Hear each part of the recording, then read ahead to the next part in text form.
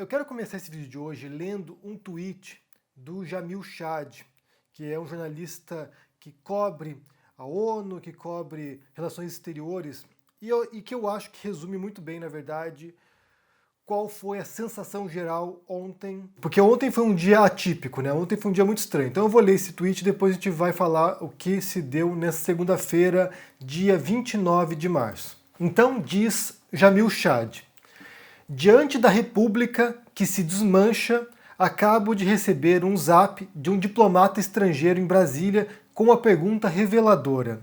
A pergunta está em inglês e eu vou traduzir para vocês aqui. Jamil, eu não sei se isso é muito adequado da minha parte, mas tem algo que a minha família, vivendo aqui no Brasil, deve saber nesse momento? Preste atenção nessa pergunta aqui. Você tem um diplomata perguntando para um jornalista brasileiro que cobre relações exteriores, que cobre o papel do Brasil no mundo. Esse diplomata perguntando para esse jornalista: que merda vai acontecer? A minha família tem que ter medo do desdobramento desse dia? E essa era a dúvida ontem, porque o que aconteceu ontem foi, como eu disse, bastante atípico. Houve mudança em 6 ministérios. O dia começou com a notícia do pedido de demissão do Ernesto Araújo. O Ernesto Araújo era o chanceler, o ministro de Relações Exteriores, um olavista, um sujeito delirante e que fez o trabalho dele. Vocês podem achar que o Ernesto Araújo ele não cumpriu a meta dele, não cumpriu o objetivo dele, que ele não fez o que ele deveria fazer. Ele fez aquilo que ele deveria fazer. Ele conseguiu, no intervalo de pouco mais de 2 anos, ele conseguiu destruir a reputação brasileira no mundo. Ele conseguiu desmantelar toda a credibilidade da diplomacia brasileira. Ele conseguiu tornar o Brasil num pária diplomático. E o estrago que ele fez nesses 2 anos aqui, serão necessárias décadas para recuperar. Porque para você construir uma reputação, para você construir, sabe, uma imagem positiva no mundo, não é do dia para a noite. O Brasil levou décadas e décadas construindo uma imagem de uma diplomacia séria, independente, responsável, para que venha um olavista, um discípulo do Olavo de Carvalho, um sujeito que vive no mundo de teoria conspiratória, de delírio, para que ele em 2 anos destrua tudo isso. Então ele conseguiu. Ele foi lá para fazer isso, como diria o Olavo de Carvalho, eu estou aqui para foder tudo. Ele, como olavista, foi e fodeu tudo. Ele conseguiu isso. Conseguiu essa proeza de arrasar com a diplomacia brasileira. E agora, quem vai entrar, não sabemos ainda. Pode ser que entre um outro radical olavista, um outro doido. Não sabemos ainda, porque o Bolsonaro tem essa capacidade, né, de surpreender. Retira alguém ruim e põe um péssimo no lugar. Então pode ser que venha coisa pior depois do Ernesto Araújo, por incrível que pareça, porque o problema não é apenas o Ernesto, o problema é quem está mandando no Ernesto, nesse caso é o Bolsonaro. Então enquanto estiver Bolsonaro no poder, nada será normal no Brasil, nada. E daí cai o Ernesto Araújo, e isso depois foi ofuscado, né? Porque isso seria notícia do dia, né? O Ernesto Araújo caindo é um baque para o olavismo, é um baque para a ala ideológica dentro do governo, é um baque para os fundamentalistas olavistas, mas logo em seguida vem uma outra notícia que foi a demissão do ministro da Defesa, o general Azevedo e Silva. E daí o general, na sua saída, ele vai e emite um comunicado. Eu vou ler para vocês o comunicado aqui, porque tem uma frase em particular que foi a frase que assustou as pessoas, né? Porque, como eu falei, ontem você tinha analistas, jornalistas, os brasileiros desorientados. O que está acontecendo? O que diabos está acontecendo no Brasil hoje? E daí, vamos ler a nota oficial do general Fernando Azevedo e Silva. Agradeço ao presidente da República, a quem dediquei total lealdade ao longo desses mais de 2 anos. A oportunidade de ter servido ao país como ministro de Estado da Defesa. Nesse período, preservei as Forças Armadas como instituições de Estado. O meu reconhecimento e gratidão aos comandantes da Marinha, do Exército e da Aeronáutica e suas respectivas forças que nunca mediram esforços para atender às necessidades e emergências da população brasileira. Saio na certeza da missão cumprida, Fernando Azevedo e Silva. A frase que saltou nesse texto, e as pessoas ficaram, o que isso quer dizer? Foi essa aqui. Nesse período, preservei as Forças Armadas como instituições do Estado. E aí, a leitura que foi feita, inclusive com fontes, né, dentro do governo que relataram isso aos jornalistas, é que a demissão do general teria a ver justamente com isso, que ele foi alguém que se recusou a aparelhar, a instrumentalizar as Forças Armadas para um projeto bolsonarista. o Bolsonaro teria pedido, né, o apoio do general para declarar estado de sítio e ele se recusou. O Bolsonaro teria pedido para que o general demitisse o general Pujol, que é atualmente o comandante do Exército Brasileiro, que é alguém que tem tentado, na medida do possível, apresentar a independência do Exército, e o Bolsonaro queria a cabeça dele. O general Azevedo e Silva se recusou a retirar o comandante do Exército, e isso teria selado o destino do ministro da Defesa. E depois disso, houve outras manobras, né? Houve uma redefinição ali de quem seria o advogado-geral da União, que volta a ser o André Mendonça, que na verdade nunca deixou de ser advogado, não da União, mas do Bolsonaro, é o advogado do Bolsonaro. Ele sai do Ministério da Justiça e vai para a Defesa, e entra no Ministério da Justiça um aliado do Bolsonaro, aliado do Flávio Bolsonaro, que é o Anderson Torres. Então ali você agora vai ver mais uma vez esse aparelhamento das instituições, que era o que o Bolsonaro tentou fazer tempos atrás, que foi denunciado pelo Sérgio Moro, né? Foi a alegação do Sérgio Moro para que ele deixasse também o cargo como ministro da Justiça, e agora entra alguém que vai prosseguir nessa tarefa de aparelhamento das polícias federais e das polícias como um todo, na verdade, né? A gente falou ontem sobre a Bahia aqui, como há esse esforço de capturar os policiais nesse projeto golpista do Bolsonaro. Vai para o Ministério da Defesa o general Braga Neto, que é da ala leal ao Bolsonaro, ou seja, talvez ele aplique as medidas que o Bolsonaro está querendo fazer, né? Como eu falei ali, derrubar o comandante do Exército, e sabe-se lá depois o que vem. Na Secretaria do Governo entra a Flávia Arruda, do PL, que foi entendido como uma concessão do Bolsonaro ao Centrão, ou seja, mais uma vez ele vai se articulando para conquistar essa base fisiológica dentro do Congresso e se manter no poder, e no final das contas, você tem todo um desenho ali que é remodelado no governo Bolsonaro. A gente tem que pensar também que nesse mesmo mês caiu também o Pazuello, que era o ministro da Saúde. Então você tem 3 ministros importantíssimos que caíram ao longo desse mês: Saúde, Defesa e Relações Exteriores. E agora a gente vai ter que simplesmente esperar para ver, na verdade, né? A gente vai ter que pagar para ver, porque o Bolsonaro, gente, ele está acuado. Ele está praticamente encurralado. E aqui o cenário é o seguinte: você tem, em parte, a crise da pandemia, que nem sequer começou de fato, gente. Porque assim, a gente fala de crise sanitária que está agora talvez no seu pico, a gente não sabe ainda, pode ser que isso se acentue, pode ser que venha um novo pico depois, a gente não sabe ainda, mas a gente tem um pico de crise sanitária agora, colapso do sistema sanitário, o que certamente vai corroendo parte da popularidade do Bolsonaro. Muita gente está revoltada com o modo como ele lidou com isso, a queda do Pazuello tem a ver com isso também, uma pressão política para que o Bolsonaro tome a rédea da situação e comece a agir como um ser humano racional, coisa que ele não vai fazer, mas você tem a crise sanitária, você tem uma crise econômica que nem sequer chegou no Brasil ainda, gente. Eu posso falar aqui pela experiência na Espanha, a gente está, desde março, tivemos quarentena, tivemos lockdown, o que foi um lockdown que durou meses.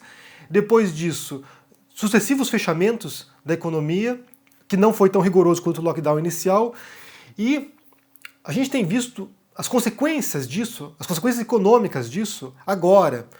Lojas fechando, comércio fechando. Então, o impacto da crise econômica, depois do impacto sanitário, vem agora. A conta vai começar a ser paga na economia desses meses em diante.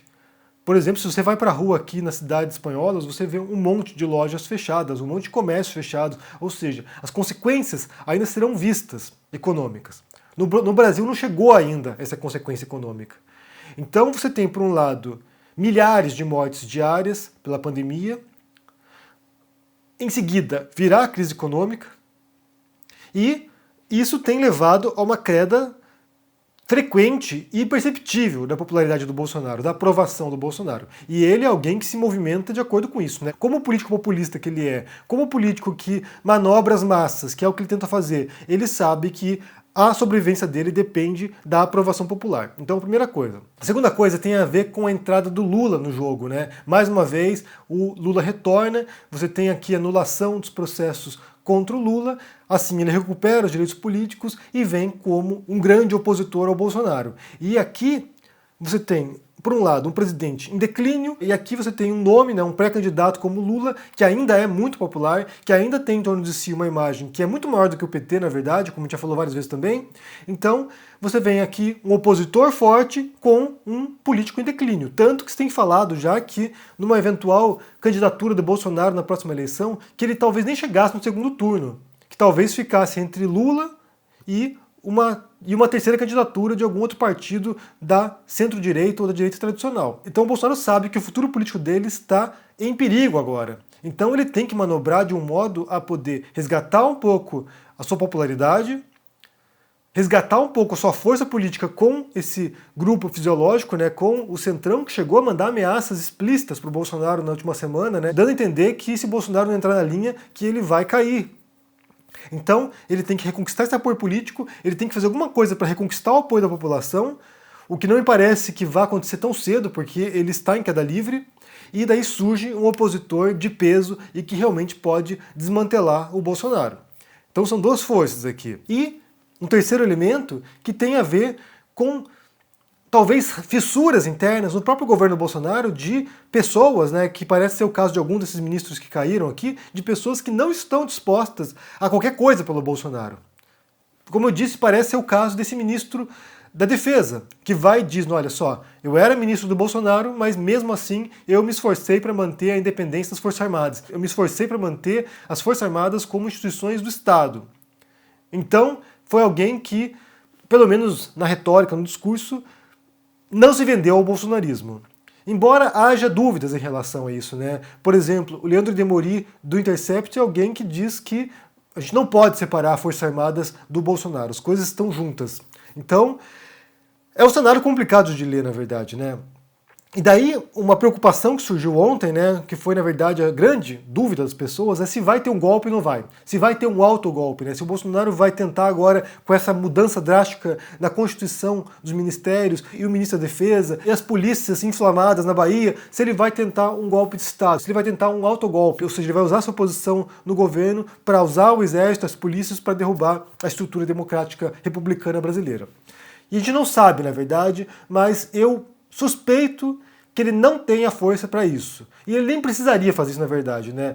E aqui eu vou na linha, né, como diz a Ilona Zabô aqui. A Ilona Zabô diz o seguinte: o que muitos ainda não entenderam é que hoje as democracias morrem por dentro. Estamos vendo, de um lado, o avanço do Centrão e, de outro, o aparelhamento das instituições de controle, segurança pública e defesa, e de quase todos os ministérios. Não tem final feliz nessa história. O que a Ilona Zabô fala tem muito a ver, na verdade, com a tese proposta pelo Juan Lins e que também é reproduzida no livro do Levitsky e do Ziblatt, Como as Democracias Morrem, que hoje em dia não é necessário haver um golpe de Estado. Por exemplo, tem um livro aqui que se chama Coup d'État, que é escrito pelo Eduard Luttwak. É um livro dos anos 70, finalzinho 60, comecinho de 70, no qual o Luttwak explica as condições necessárias para um golpe de Estado. E daí ele fala aqui que basicamente você tem que ter uma população majoritariamente desengajada da política, ou seja, uma população que não compreende os mecanismos políticos, que não é politizada e que não se preocupa com os rumos políticos. Então uma população pobre, uma população fragmentada e que simplesmente alguém pode chegar lá, dar um golpe de Estado e haverá pouca reação. Na verdade, os golpistas, eles contam com a inação das pessoas ao golpe de Estado e simplesmente, tanto faz, né? Tanto faz se tem um governo democrático republicano, se tem um governo autoritário, tanto faz pra gente aqui. A vida é uma merda mesmo, vai continuar do mesmo modo, não faz diferença. Então, quando você tem essas condições, que é uma pré-condição, segundo o Luttwak, para um golpe de Estado, aí é muito mais simples fazer isso. Mas só em termos de comparação, basta a gente pensar em Mianmar agora. Houve um golpe de Estado em Mianmar, os militares tomaram o controle e a população está protestando. Já houve mortes, centenas de mortes, na verdade, de manifestantes que estão reagindo, né? Não está havendo essa inação, não está havendo esse silenciamento, simplesmente não faz diferença. As pessoas querem democracia, então elas estão protestando e pode ser que talvez em algum momento as Forças Armadas em Mianmar se sintam obrigadas a fazer uma transição para a democracia de novo. Não sabemos. Mas, hoje em dia, é muito mais complicado, ainda mais no Brasil, que haja um golpe de Estado nesses moldes tradicionais, né? De uma ruptura de fato, tanques nas ruas, exército nas ruas, porque você tem rede social, você tem, sabe, uma sociedade civil bem mais articulada e bem mais consciente, suponho, pelo menos, né, suspeito, do que havia 40, 50 anos atrás. É muito mais fácil que as pessoas se organizem hoje pelas redes sociais, né? No grupo de WhatsApp, as pessoas armarem mega manifestações, saírem nas ruas e tentarem evitar a tomada militar. Então, hoje em dia, esse tipo de golpe frontal à democracia me parece bem menos viável do que já foi anteriormente. Mas é claro que isso não impede que o Bolsonaro tente. Ele pode tentar, ele pode ainda pensar no modelo dos anos 60. Eu vou dar um golpe de Estado aqui, você vai ter agora, amanhã, a comemoração, entre aspas, do golpe de Estado no Brasil em 64, então pode ser que ele tente isso. Porque é o referencial dele. Ele não é um sujeito muito esclarecido, ele não é alguém que tenha muita compreensão dos mecanismos políticos sociais. Então ele pode ser que ele venha tentar isso. Pode. Mas se vai dar certo, são outros 500.